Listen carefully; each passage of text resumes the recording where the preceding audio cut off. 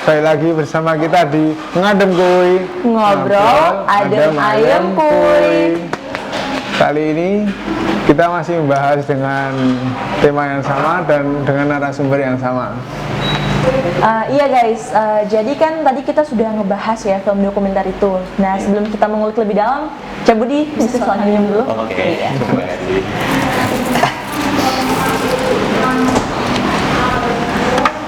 Sambil minum kayak kita ngobrol-ngobrol santai aja nih ya Cak ya. Oke, jadi tadi judul filmnya apa Cak? Judul filmnya Ngebom Melawan Stigma. Oke, itu tuh tujuan filmnya tuh seperti apa? Jadi memang tujuan film itu singkatnya sih kita mencoba menawarkan perspektif baru ya, karena banyak stigma atau stereotip yang gimana ya, agak melenceng dari fenomena-fenomena yang kita lihat di sana. Apalagi di situ kan memang daerah prostitusi. Jadi seperti yang kita ketahui, mungkin teman-teman juga ketika mendengar kalimat pertama kata prostitusi, apa sih yang kepikiran pertama kali? Mungkin pasti stigma negatif kan gitu. Kita orang-orang yang di luar area-area tersebut tidak sepenuhnya tahu apa sih fenomena-fenomena yang terjadi di sana, apakah sepenuhnya itu hal-hal negatif yang terjadi di sana.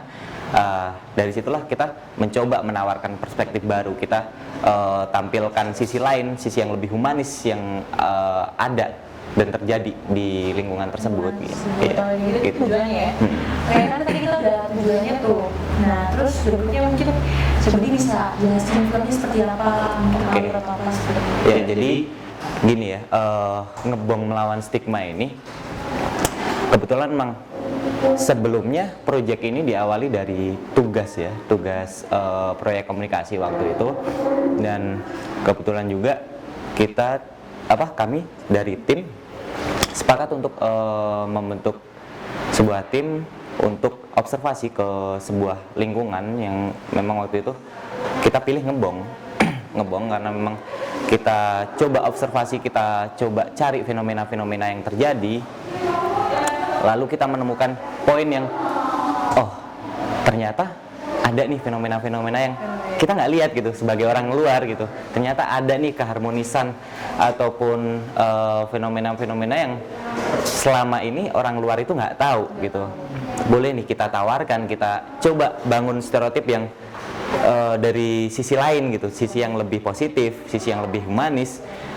Jadi kita nggak tahu bahwa mereka ternyata di sana juga ada tuh kegiatan kerja bakti, misal ada fenomena kerja bakti, ada yang sekolah, ada kegiatan religi seperti itu. Jadi iya seperti itu. Jadi memang selama ini ketika kita mendengar kata prostitusi, stigma stereotip negatif yang kita tahu, tapi kita nggak pernah tuh membawakan narasi-narasi yang ternyata mereka juga mereka juga beribadah loh, mereka juga bersekolah loh gitu, dan mereka juga bersosial sama bersosialisasi sama seperti kita yang di luar gitu, yang di luar area seperti itu gitu. Banyak fenomena-fenomena yang dimana terjadi keharmonisan antara kegiatan prostitusi yang memang di stigma negatif di negara kita khususnya, keharmonisan kegiatan tersebut dengan mereka jalanin di tengah-tengah lingkungan tersebut. Juga ada sistem ekonomi, ekosistem tersendiri di sana, juga kegiatan-kegiatan yang memang ternyata mereka tuh punya kegiatan yang kita nggak bisa duga. Nggak bisa duga ya. Tadi aku interestingnya tuh yang ibadah itu ya. Iya religinya, benar. Jadi mereka memang pada intinya mereka hidup di sana bukan perihal perut, bukan hanya perihal bertahan hidup. Jadi apa yang kita temukan di sana, mereka belajar lebih keras daripada kami yang sekolah. Mereka merawat bahkan yang bukan hak mereka, dan mereka jauh lebih mengenal Tuhan daripada kami yang hanya sekedar mengenal Tuhan. Kadang gitu guys. Itu sih yang kami temukan. Hebat banget ya, sumpah deh, kayak filmnya interesting banget sih. Oh iya, dengar-dengar film tersebut tuh masuk di ini ya, Cak Budi, pameran film kolaborasi kemarin. Ya, kebetulan jadi memang dari awal project kita juga ketemu sama beberapa kawan-kawan, kolaborasi. Jadi memang waktu itu waktu observasi itu selama kurang lebih 6 bulan waktu itu. Kita ketemu dengan beberapa tokoh di Ngebong sendiri, kita ketemu sama kebetulan yang memang beliau seniman, Mas Galih, bisa dipanggil Ya Galih waktu itu, dan kebetulan dia juga besar di sana, jadi dia lebih mengenal bagaimana kehidupan Ngebong itu sendiri, ya, untuk mengkomunikasikan Ngebong itu bagaimana sih gitu. Lalu kita sharing untuk bagaimana cara merepresentasikan Ngebong ini secara lebih luas, secara sisi-sisi yang lebih yang tidak diketahui selama ini di lingkungan luar Ngebong. Nah, kita sharing-sharing waktu itu, kita coba buat karya-karya kolaborasi, lalu kita juga bertemu juga waktu itu sama beberapa kawan dari Universitas Sanata Dharma. Dia sebagai kurator juga nantinya yang mengawal kita juga mencoba menjelaskan lebih di narasi yang kita tawarkan gitu, dari karya-karya yang kita tawarkan gitu. Dan karya tersebut akhirnya kita realisasikan, kita coba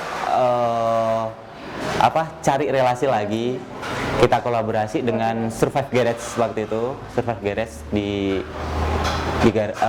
galeri tersebut itu diadakan bulan Juli. Awal bulan Juli. Iya, awal bulan Juli. 5 bulan yang lalu. Iya, sekitar 5 bulan yang lalu. Itu dengan tajuk Rumah yang Mencuri Pikiran. Nanya ya, pamerannya seperti apa? Pamerannya yaitu pamerannya kolaborasi. Jadi kolaborasi dari kalau yang dari seniman Mas Galih sendiri, dia merepresentasikan sketch dari sejarah Ngebong tersebut, karena Ngebong ternyata dulunya itu makam Cina gitu. Makam. Iya, makam. Makam. Teman-teman di rumah juga baru tahu. Ya, makam emang Ngebong itu kan agak lebih tinggi ya, dulunya perbukitan gitu, perbukitan, dan jadi di situ juga dulunya sebelum adanya rel kereta api, dulunya makam gitu. Terus terjadilah kegiatan sosial tersebut di situ. Terus juga dari Mas Galih juga membuatkan diorama rumah yang di situ kita bisa merasakan, dengan melihat rumah itu kita bisa merasakan suasana di sana. Ya, jadi memang ada disediakan dalam rumah itu, disediakan ambience sound, supaya kita merasakan gimana sih suasana di sana gitu, gimana sih suara-suara yang kita rasakan di sana gitu. Terus ada aroma juga yang ya, karena memang gini, kebetulan untuk saya pribadi sendiri yang saya sebut unik ya, saya menemukan transisi yang sangat unik di sana. Jadi transisi tersebut adalah aroma. Iya. Gitu. Iya. Jadi gini, ketika kita suatu hari waktu itu siang datang ke sana, kita melihat kegiatan-kegiatan di sana. Kegiatannya biasa, antar warga sosial kayak gitu biasa. Tapi ketika mulai sore jam 5, yang sebelumnya waktu siang itu tidak ada aroma-aroma yang khusus gitu. Aroma-aroma khusus. Nanti setelah jam 5 kita menelusuri di sudut manapun, aromanya semerbak wangi semuanya. Wangi semuanya. Jadi iya, jadi di dalam diorama tersebut juga menyediakan memberikan pengalaman lebih, bahkan sampai aroma tersebut itu. Dan dari kami kelompok ekor mata waktu itu juga menampilkan footage untuk lebih menjelaskan bagaimana sih siapa aja sih yang ada di sana gitu. Gak apa? Ya, waktu itu kita mencoba mengenalkan ini loh, ada seorang keluarga yang tinggal di situ, bahkan dari semenjak dia lahir hingga di masa tuanya. Dan mereka fan-fan aja gitu kalau Iya, dilihat. Oh. fan-fan aja. Mereka lahir di situ, mereka besar di situ, mereka mencari hidup dan bertahan hidup di situ. Iya, tumbuh dan berkembang di situ. Iya, guys. Terus beberapa tokoh, terus anak-anak kecil yang memiliki cerita hidup di situ, berkegiatan sekolah di situ, dan banyak sekali yang coba kami tangkap dengan gambar waktu itu dari footage foto itu.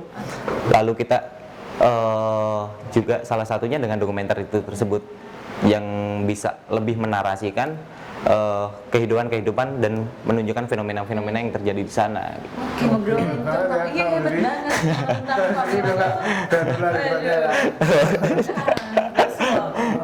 Terima kasih. Tujuan dari pamerannya tuh sebenarnya apa gitu?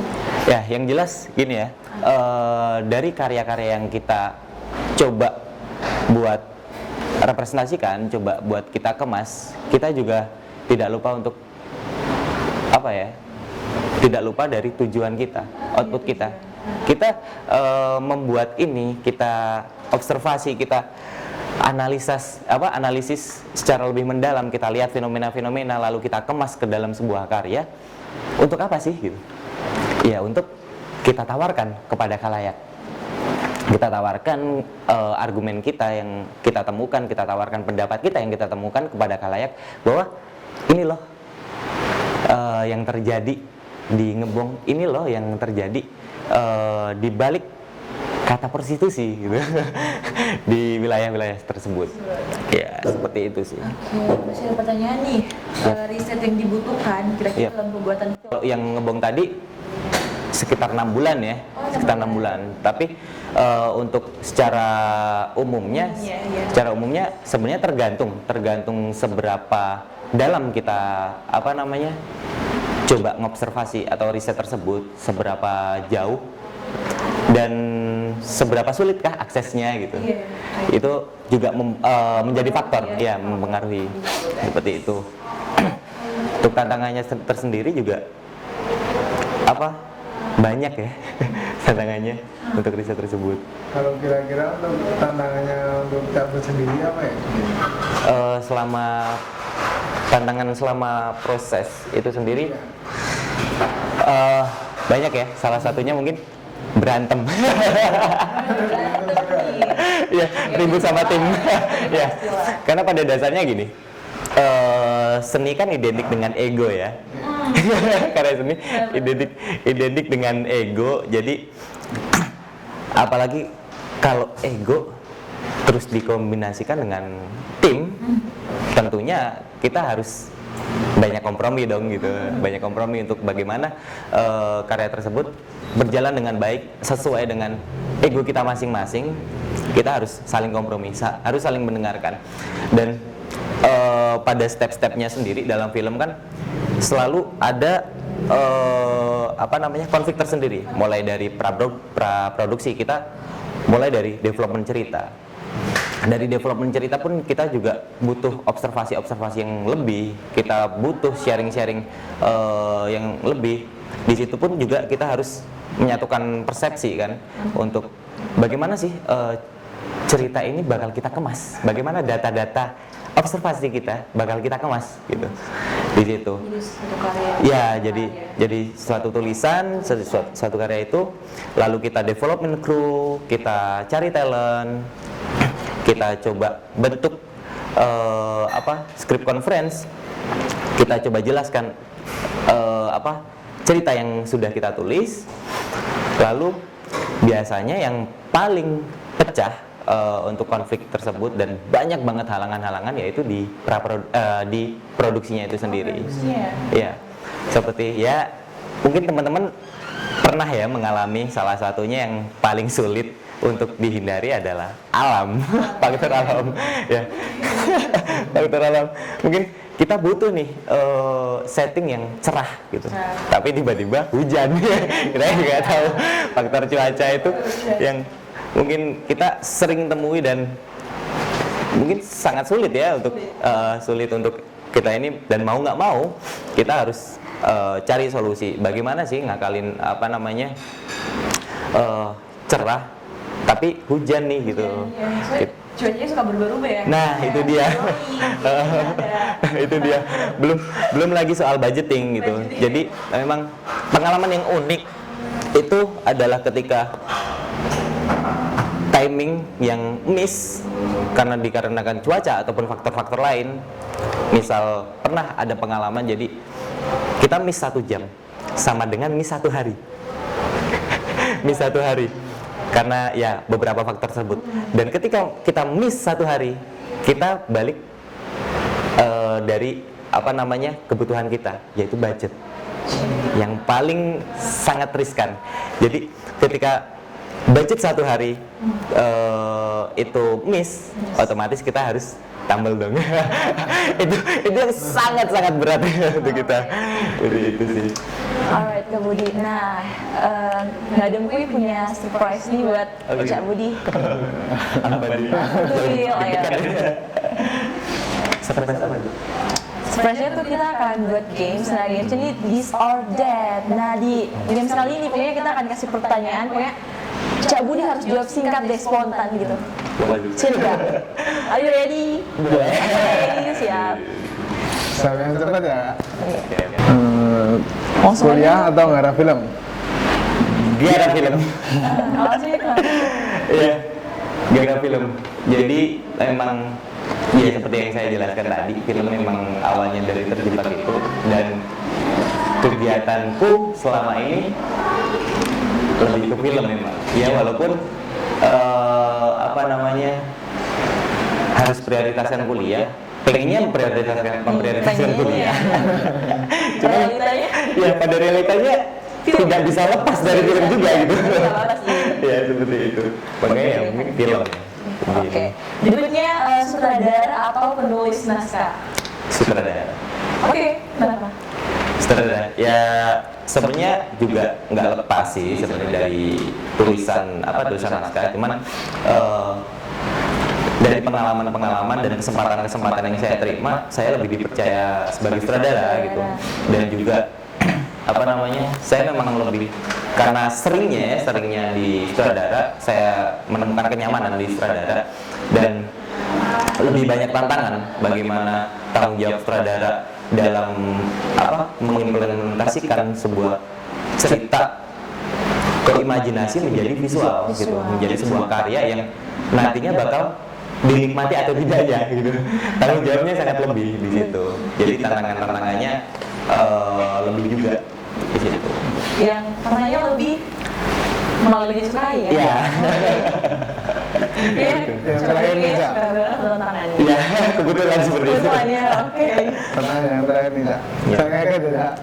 Oke, Nikah muda atau nikah tua? Waduh. Berat nih. Nikah tua ya mungkin ya. Karena memang banyak cita-cita yang belum saya selesaikan. Salah satunya mungkin kalau dalam dunia film, cita-citanya saya lolos, mungkin walaupun masuk nominasi nggak apa-apa sih, dalam festival film Cannes Perancis. Wow, kita doakan aja ya sama. Sukses selalu. Ya, Oke, amin. Oke, terakhir nih, mungkin Cak Budi punya saran atau motivasi kepada teman-teman Ngadem Kui di rumah yang mungkin sudah buat film, tapi filmnya tuh nggak laku gitu, terus penonton cara struggling gimana? Ataupun untuk yang baru mau terjun ke dunia perfilman. Ya, untuk laku nggak laku, sebenarnya gini ya, di Indonesia sendiri, di internasional bahkan kesadaran untuk membuat film ataupun menikmati film itu sudah mulai didukung dengan platform online, penyedia film atau distributor film yang mulai banyak. Itu mulai itu menjadi dukungan tersendiri untuk pekerja film atau sinias tersendiri. Jadi ketika nggak laku, banyak kok distribusi film, coba deh masukin, coba deh tawarkan satu persatu, atau bisa juga ikut festival. ikut festival. Jadi kalau ikut festival biasanya gini, kita harus tentuin juga segmentasi kita nih mau kemana, mau langsung ke apa namanya platform online atau kita ke festival dulu nih. Gitu. Jadi kalau ke festival tentunya kita nggak bisa ke platform online karena dari mereka pasti berpikir seperti ini. Distributor mana yang mau mendistribusikan sebuah karya ketika film itu sudah bisa dilihat seluruh dunia, seperti itu ya. Jadi usahakan jangan taruh di platform online dulu. Ikutkan festival dulu. Nah, ketika sudah ikut festival, misal kayak Berlin Film Festival ataupun Cannes Film Festival, festival internasional. Jadi dalam festival tersebut banyak programmer film dari festival lain itu akan datang, akan melihat karya-karya film yang masuk dalam festival itu, dan secara otomatis peluang kita untuk lebih menyebarluaskan film, ya itu lebih besar gitu. Filmnya lebih terbuka lebar lah, seperti itu. Ya. Itu kalau dalam festival-festival film seperti itu. Tapi kalau komersil di bioskop misal gitu ya, kita juga harus memperhitungkan budgetnya, sewa layar dan segala macam. Kita harus menempatkan juga segmennya tadi, seperti itu sih. Terima kasih nih untuk kita ini semoga bisa menjadi dan teman-teman semua. Amin. Oke guys, semoga ada makna pesan yang bermanfaat untuk kalian semua di ngobrol kali ini. Dan gak terasa sudah di akhir acara aja nih Will, gitu temenin kalian semua. Kami pamit undur diri, terima kasih sudah menonton. Selamat menjalankan aktivitas dan sampai jumpa di next episode. Bye-bye.